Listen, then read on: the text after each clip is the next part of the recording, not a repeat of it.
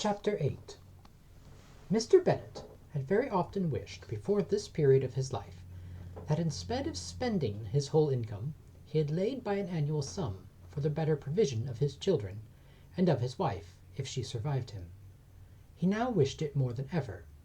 Had he done his duty in that respect, Lydia need not have been indebted to her uncle for whatever of honour or credit could now be purchased for her. The satisfaction of prevailing on one of the most worthless young men in Great Britain to be her husband might then have rested in its proper place. He was seriously concerned that a cause of so little advantage to anyone should be forwarded at the sole expense of his brother-in-law, and he was determined if possible to find out the extent of his assistance, and to discharge the obligation as soon as he could. When first Mr. Bennet had married, economy was held to be perfectly useless, for of course they were to have a son. This son was to join in cutting off the entail, as soon as he should be of age, and the widow and younger children would by that means be provided for. 5 daughters successively entered the world, but yet the son was to come, and Mrs. Bennet for many years after Lydia's birth had been certain that he would. This event had at last been despaired of, but it was then too late to be saving. Mrs. Bennet had no turn for economy, and her husband's love of independence had alone prevented their exceeding their income. £5,000 was settled by marriage articles on Mrs. Bennet and the children, but in what proportions it should be divided amongst the latter depended on the will of the parents. This was one point, with regard to Lydia at least, which was now to be settled, and Mr. Bennet could have no hesitation in acceding to the proposal before him. In terms of grateful acknowledgment for the kindness of his brother, though expressed most concisely, he then delivered on paper his perfect approbation of all that was done, and his willingness to fulfil the engagements that had been made for him.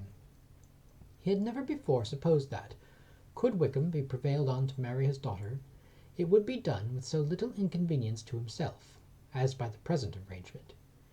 He would scarcely be £10 a year the loser, by the 100 that was to be paid them, for, what with her board and pocket allowance, and the continual presents in money which passed to her through her mother's hands, Lydia's expenses had been very little within that sum. That it would be done with such trifling exertion on his side too was another very welcome surprise, for his chief wish at present was to have as little trouble in the business as possible.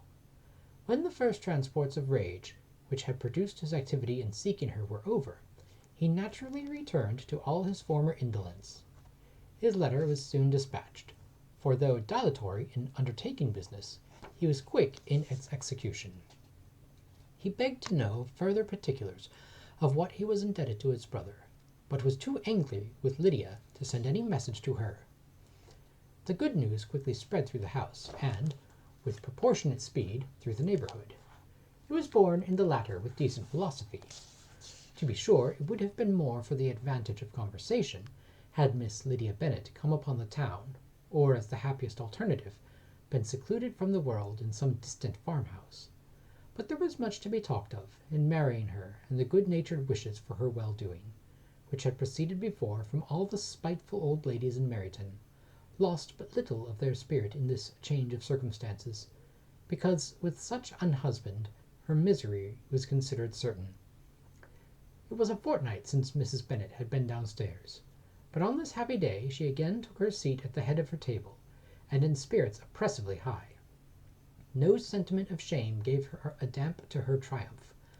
The marriage of a daughter, which had been the first object of her wishes since Jane was 16, was now on the point of accomplishment, and her thoughts and her words ran wholly on these attendants of elegant nuptials, fine muslins, new carriages, and servants. She was busily searching through the neighbourhood for a proper situation for her daughter, and, without knowing or considering what their income might be, rejected many as deficient in size and importance. "Hay Park might do," said she, "if the Gouldings would quit it, or the great house at Stoke, if the drawing-room were larger, but Ashworth is too far off. I could not bear to have her 10 miles from me, and as for Purvis Lodge, the attics are dreadful."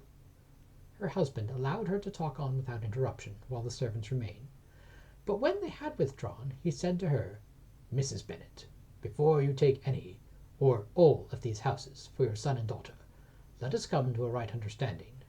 Into one house in this neighbourhood they shall never have admittance. I will not encourage the impudence of either, by receiving them at Longbourn." A long dispute followed this declaration, but Mr. Bennet was firm.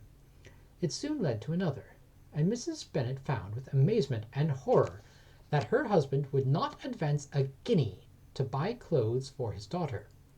He protested that she should receive from him no mark of affection whatsoever on the occasion. Mrs. Bennet could hardly comprehend it.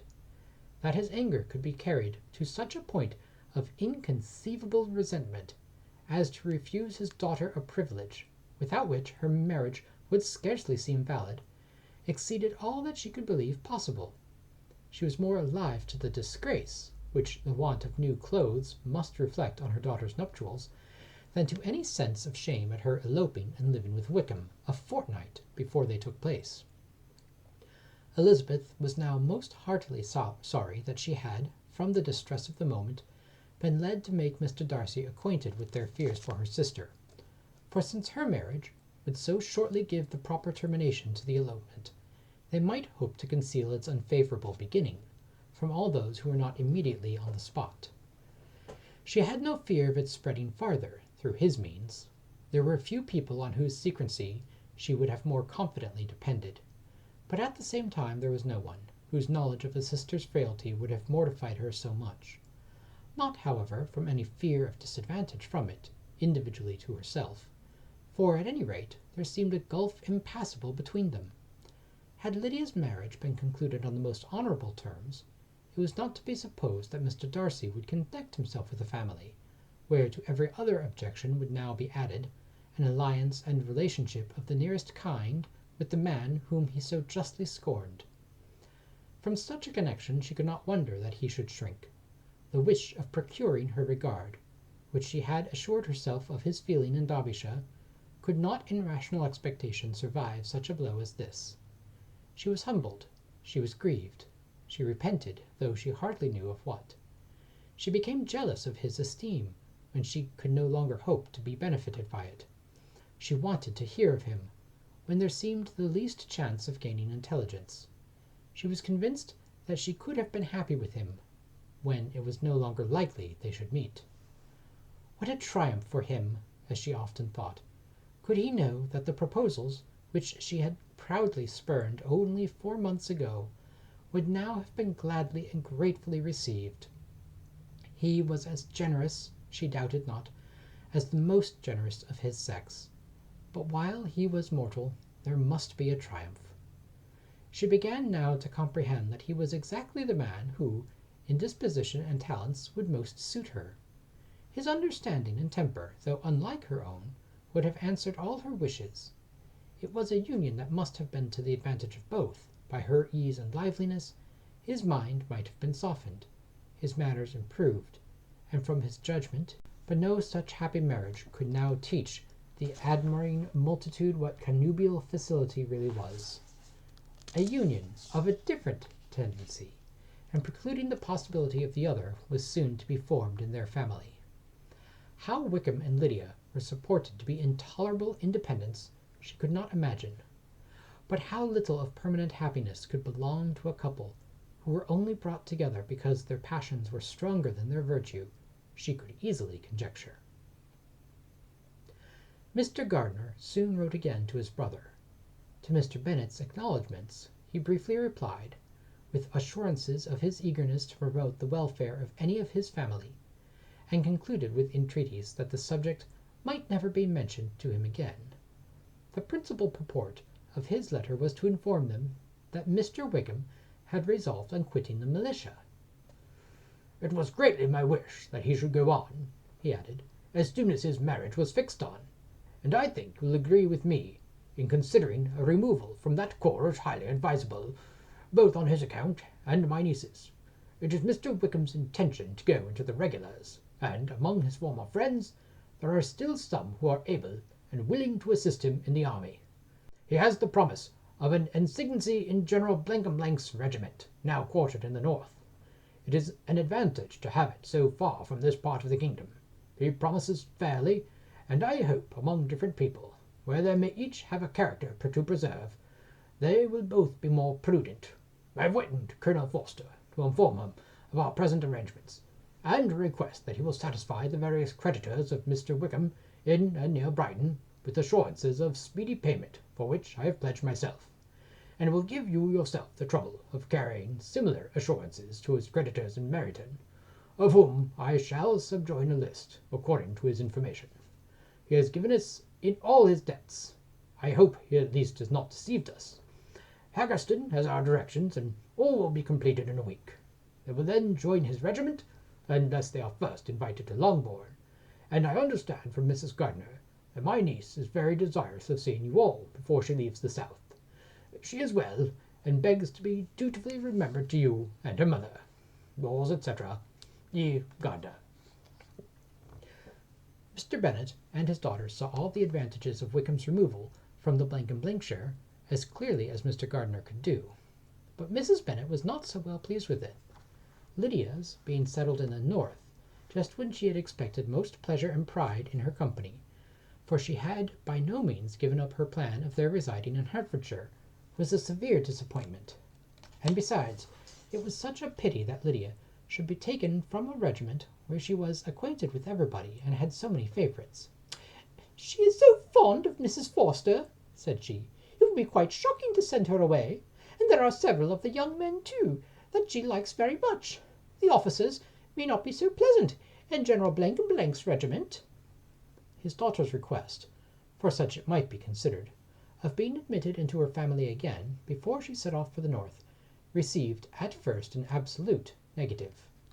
But Jane and Elizabeth, who agreed in wishing, for the sake of their sister's feelings and consequence, that she should be noticed on her marriage by her parents, urged him so earnestly, yet so rationally and so mildly, to receive her and her husband at Longbourn as soon as they were married, that he was prevailed on to think as they thought and act as they wished. And their mother had the satisfaction of knowing that she should be able to show her married daughter in the neighbourhood before she was banished to the north. When Mr. Bennet wrote again to his brother, therefore, he sent his permission for them to come, and it was settled that as soon as the ceremony was over they should proceed to Longbourn. Elizabeth was surprised, however, that Wickham should consent to such a scheme, and, had she consulted only her own inclination, any meeting with him would have been the last object of her wishes.